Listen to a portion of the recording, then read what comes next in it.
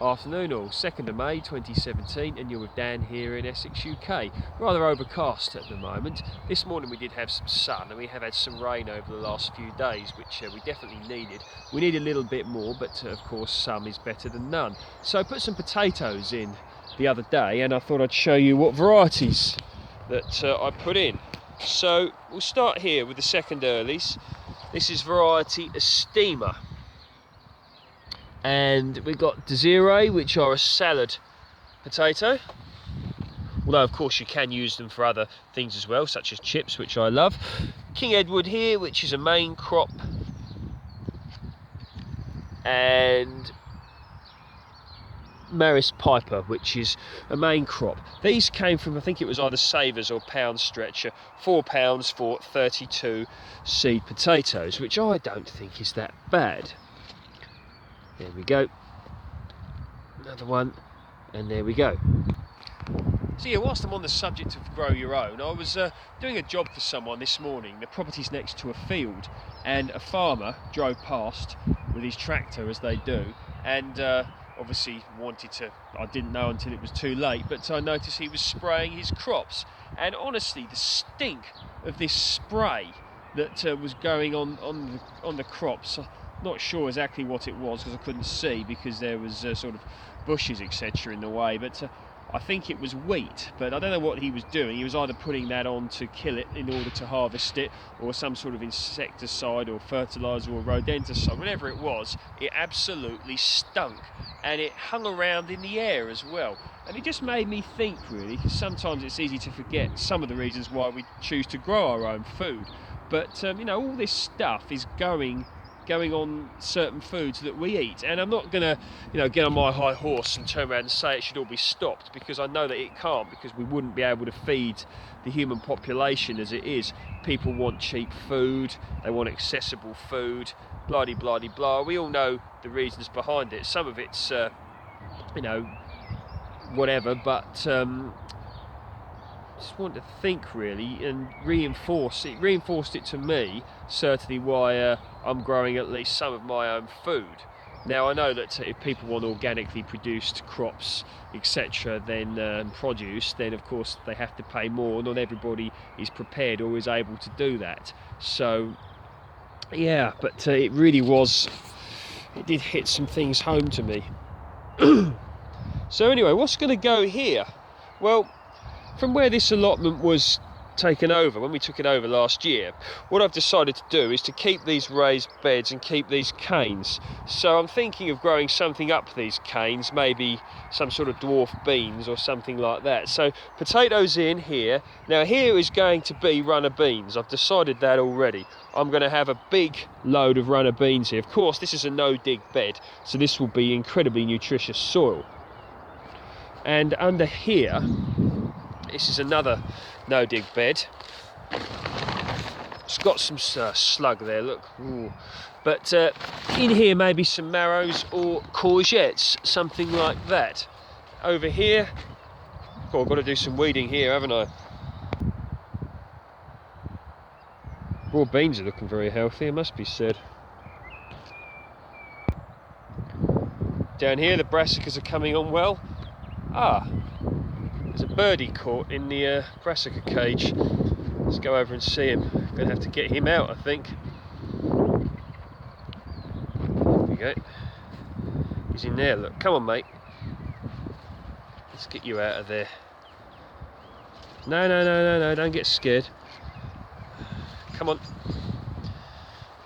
Come on. No.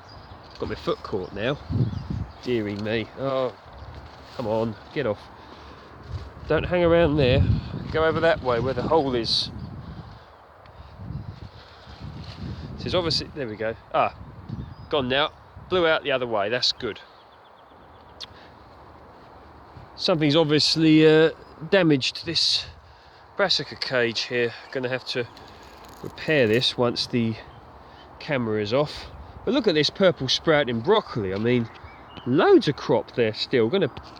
Might even get in there now and have some. Something's happened to this cage. This wasn't like this the other day. What's happened to it? Can't get in it. Hope, get off. Hope no one's been tampering with it. But yeah, look at that. Oh, lovely earthy taste. Pick some of that. Have that for tea, I think. Let's have a look down here. More, look. Into May, look. Still got purple sprouting broccoli. You know, greens, look at these. Oh, look at that. Starting to heart up. Brilliant.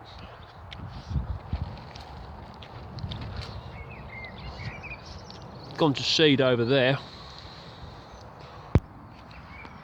So yeah, I'm just staving off the sort of excitement and the rush to come down here and start planting too much out, because still could get frosts and I don't want to risk losing anything. I have got some runner beans that I could put in now.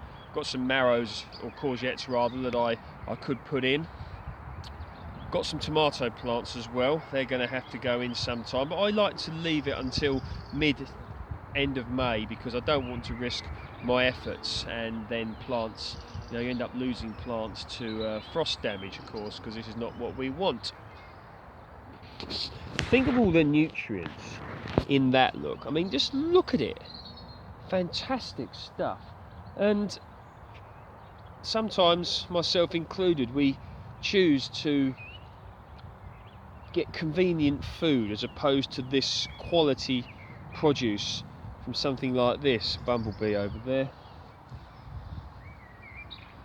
Like, as I stated earlier, with regards to that these crops that were being sprayed earlier, I mean, really, if you think about that, it's, although necessary in many cases, at least with the system that we currently have, it's completely foul. I mean, surely all of that residue doesn't end up disappearing by the time you end up eating the food. And I just think, you know, if it smelt that bad and artificial, it certainly didn't smell like anything natural. I mean, personally, I preferred the smell of manure being spread on the fields than I do that, whatever it was. The smell of this, look, at least this is more natural. But still, I suppose the world is as it is, and we have to maybe think of our own choices, not worry too much about the system that is there, because of course the system has many decent things about it as well. You know, without the system, many things that we take for granted simply wouldn't be there.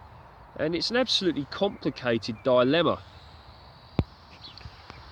Complicated dilemma, what choices to make, even with something simple as what you eat. I mean, I was thinking, imagine it leaving school these days at 16 years old, and the choices that are presented to these people, where what they're going to choose to do with their life. You know, are they going to go out and work straight away? Going to go to college? Eventually they're going to go to university? Are they going to get into a huge debt? Are their family in a position to help them? You know, I looked on Rightmove the other day for a house around here, and you can pay absolute silly amounts. I mean, 220,000 for a 2-bedroom end terrace, or 250,000 for a 1 or 2 bedroom flat. I mean, these things seem absolutely crazy to me, but still, just been doing a lot of thinking of late. But produce down the allotment, you know, really is. I'm going to pick this for my tea, I think. Oh, dearie me.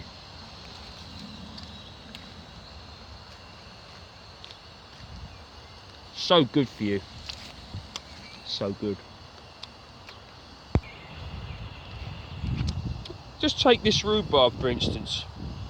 I know we can't, you know, you get fed up with eating the same thing, but how much crop is here? How much energy does it take to bring crops from the other, fruit crops from the other side of the world to here? There's no fertilisers used in this, just rhubarb crowns and the no-dig method. Horse manure, compost, cardboard, etc, etc. And look at the crop.